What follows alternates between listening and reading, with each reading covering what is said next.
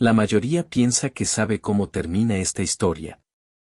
Ven la ropa colorida, las flores en el cabello, la uniceja y el mono en el hombro.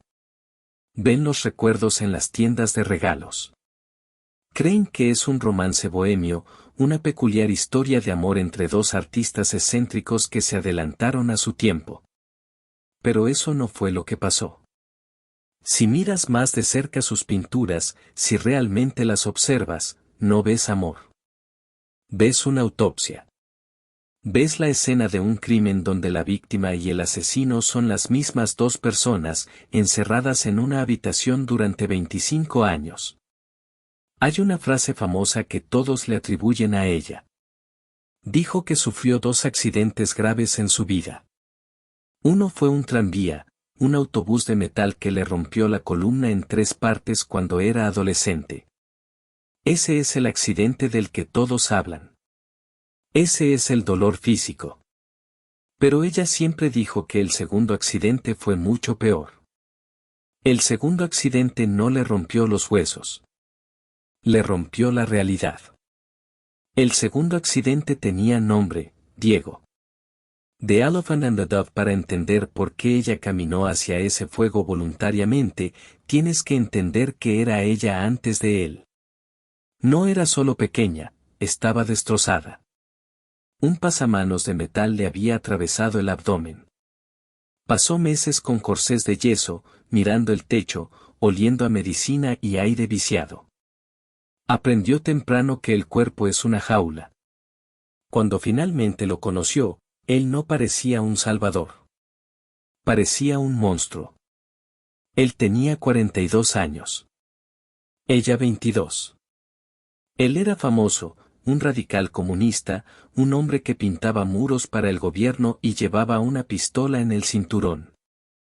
Pesaba más de 130 kilos. Ella apenas llegaba a los 45. Su padre los miró parados juntos el día de su boda y no ofreció una bendición. Ofreció una advertencia. Lo llamó el matrimonio entre un elefante y una paloma. Él sabía que si un elefante pisa a una paloma, no es maldad. Es simplemente física. La paloma muere simplemente porque el elefante existe. Pero a ella no le importaba. No quería una vida normal. Quería una vida que ardiera. Y la consiguió. De pedestal and the possession al principio, parecía admiración. Él era el maestro. Le dijo que tenía talento. La introdujo en los círculos de élite de la Ciudad de México. La puso en un pedestal. Pero hay un peligro en ser puesta en un pedestal por un hombre como Diego Rivera. Significa que ya no eres una persona, eres un objeto. Eres una posesión. Y Diego coleccionaba posesiones. Coleccionaba artefactos prehispánicos, coleccionaba elogios y coleccionaba mujeres. Esta es la parte de la historia que generalmente se idealiza. La gente dice que tenían un matrimonio abierto. Dicen que eran modernos. Esa es una mentira que nos contamos para hacer la tragedia aceptable. No era moderno. Era tortura. Diego no podía parar. Era una patología. Se acostaba con modelos, con asistentes, con socialites estadounidenses. Necesitaba adoración constante para alimentar su ego, de la misma manera que necesitaba comida para alimentar su enorme cuerpo. Y ella lo veía todo. Ella lo pintaba. Gringolandia and the Lost mira sus primeros retratos de él. Él es siempre grande, firme, sólido. Él es la montaña. Ella es siempre pequeña, flotando, sin ataduras. Ella trató de ser lo que él quería. Se vestía con los trajes de Tehuana, las faldas indígenas y los listones, no solo porque amaba a México, sino porque Diego amaba a México. Se envolvió en la identidad que él adoraba, esperando que si se parecía a su arte, él la trataría como a su arte. Pero entonces el escenario cambió. Fueron a Gringolandia. Fueron a Estados Unidos. En los años 30 llegaron a Detroit, el corazón industrial del norte. Cielos grises, fábricas de acero, viento frío. Diego estaba en el paraíso. Amaba las máquinas. Amaba el poder de la industria. Se sentía como un dios pintando los muros del Instituto de Artes de Detroit. Pero mientras él pintaba poder, ella lo estaba perdiendo. Aquí es donde la tensión se rompe. Este es el momento en que la paloma comenzó a sangrar. Se embarazó. Su cuerpo, roto por el tranvía años atrás, nunca estuvo destinado a cargar un hijo. Los médicos le advirtieron. Diego era ambivalente. Pero ella lo quería. Quería algo que fuera suyo, algo que no se tratara de arte o política. Quería un legado de carne, no de pintura. The Henry Ford Hospital no sucedió. En un frío 4 de julio, comenzó a tener una hemorragia. La ambulancia la llevó a toda prisa al Hospital Henry Ford. Yació allí en un charco de sangre, rodeada de médicos estadounidenses fríos y clínicos que hablaban un idioma que ella apenas entendía. Perdió al bebé. ¿Y dónde estaba el elefante? Estaba trabajando. Estaba ocupado siendo un genio. Cuando pintó ese momento, no pintó a una madre llorando. Pintó una escena de aislamiento absoluto. Está desnuda en una cama en medio de una llanura estéril. Sostiene una cinta roja atada a un caracol, una flor y un feto. Es grotesco. Es crudo. Fue la primera vez que dejó de pintar para él y comenzó a pintar para su supervivencia. Se dio cuenta entonces de que estaba sola. Incluso con él, estaba sola. The Ultimate Betrayal, pero la peor traición no fue en Detroit. No fue en Nueva York. Los estaba esperando de regreso en casa, en México. Se mudaron a las famosas casas gemelas en San Ángel. Una casa azul para ella. Una casa rosa para él. Conectadas por un puente delgado en la parte superior. Piensa en esa arquitectura. Es el símbolo perfecto de su disfunción.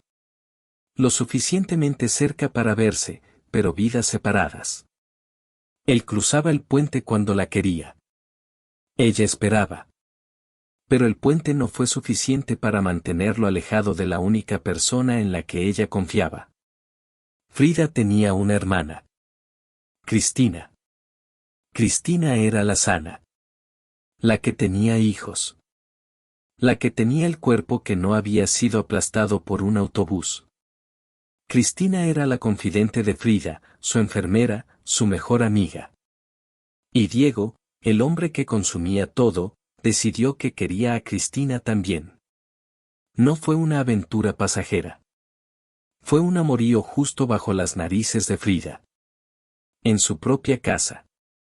Con su propia sangre. The Snapping Point and the Return. Cuando se enteró, no gritó.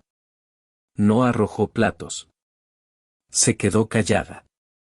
Fue el silencio de algo que se rompe. El elefante no solo había pisado a la paloma, le había aplastado las alas intencionalmente. Se mudó de la casa. Tomó unas tijeras y se cortó su largo cabello negro, el cabello que Diego amaba. Dejó de usar los vestidos coloridos que él adoraba. Se puso un traje de hombre.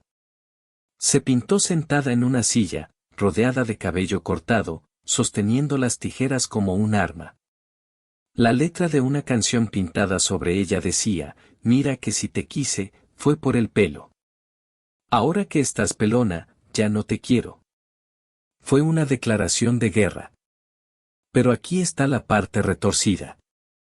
Aquí está la interrupción del patrón que no tiene sentido para una mente lógica. Se divorciaron en 1939.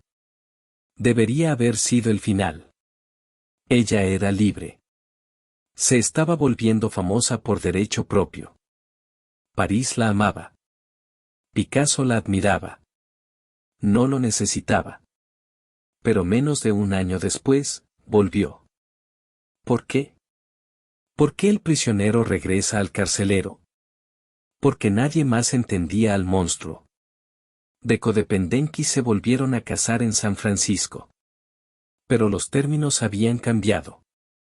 Ella lo miró a los ojos y puso las reglas. Sin intercambio de dinero. Ella pagaría sus propios gastos. Y sin sexo. No compartiría su cama. Sería su compañera, su crítica, su enfermera, pero no sería su esposa.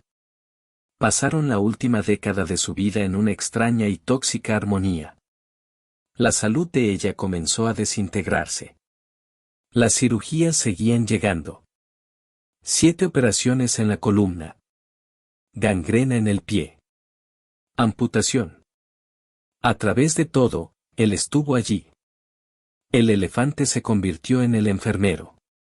Le sostenía la mano mientras ella gritaba de dolor. Le daba de comer. Le contaba historias. Ya no era romance. Era codependencia. Era una locura compartida. Se dieron cuenta de que eran las únicas 2 personas en la tierra que podían tolerar la intensidad del otro. Ambos estaban muriendo, solo que a diferentes velocidades. En sus últimos días, postrada en cama, drogada con analgésicos para manejar la agonía, pintó sus últimas obras. Eran desordenadas, caóticas, las pinceladas de una mujer perdiendo el control. Su última entrada en el diario provoca escalofríos a cualquiera que la lea. Escribió: espero alegre la salida, y espero no volver jamás. Murió en 1954. Tenía 47 años. Cuando ella murió, el elefante finalmente se quebró. Diego Rivera, el hombre que la había engañado, mentido e ignorado, colapsó. Describió el día de su muerte como el día más trágico de su vida. Se dio cuenta, demasiado tarde, de que ella no era solo una parte de su vida. Ella era lo único que lo hacía real. Él murió 3 años después. Pidió que sus cenizas se mezclaran con las de ella. Quería estar junto a ella por la eternidad, fusionándose finalmente en una sola pila gris de polvo. Pero el gobierno se negó. Él fue enterrado en la rotonda de las personas ilustres. Ella permaneció en la Casa Azul. Incluso en la muerte, fueron separados. El puente finalmente se cerró. Así que cuando veas esa imagen de ellos, el hombre grande y la mujer pequeña, no la mires como una historia de amor. Mírala como una advertencia. Mírala como un testamento de cuánto dolor puede soportar un corazón humano antes de dejar de latir. Plantea una pregunta que todavía tenemos miedo de responder hoy. ¿Fue el arte lo que los mantuvo unidos? ¿O el arte era solo la única forma en que podían gritar? La próxima vez que mires un autorretrato de Frida Kahlo, mira de cerca sus ojos. Nunca te está mirando a ti. Está mirando más allá de ti. Lo está buscando a él. Y la parte aterradora es que tal vez todavía lo está encontrando.